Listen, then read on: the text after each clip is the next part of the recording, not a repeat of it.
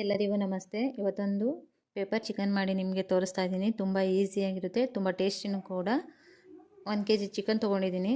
2 ಸಲ ಕ್ಲೀನಾಗಿ ತೊಳೆದಿಟ್ಕೊಂಡಿದ್ದೀನಿ.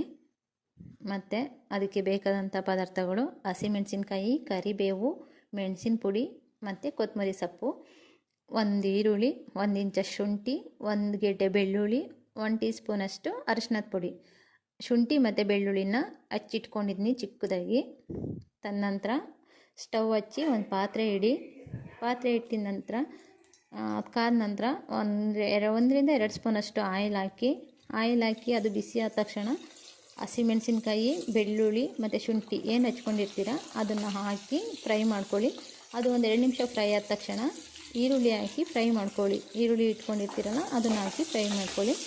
ಅದು 1-2 ನಿಮಿಷ ಆಗಿದ ತಕ್ಷಣ ಕರಿಬೇವು ಹಾಕಿ ಅದನ್ನು ಕೂಡ ಫ್ರೈ ಮಾಡ್ಕೊಳ್ಳಿ.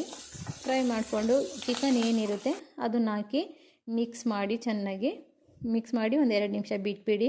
ತದನಂತರ ಅದಕ್ಕೆ ನಿಮ್ಗೆ ಎಷ್ಟು ರುಚಿಗೆ ಬೇಕೋ ಅಷ್ಟು ಉಪ್ಪನ್ನು ಹಾಕಿ ಮಿಕ್ಸ್ ಮಾಡಿ ನಿಡ್ಲು ಕ್ಲೋಸ್ ಮಾಡಿ. ಒಂದು 15ರಿಂದ 20 ನಿಮಿಷ ನಿಡ್ಲು ಕ್ಲೋಸ್ ಮಾಡಿ.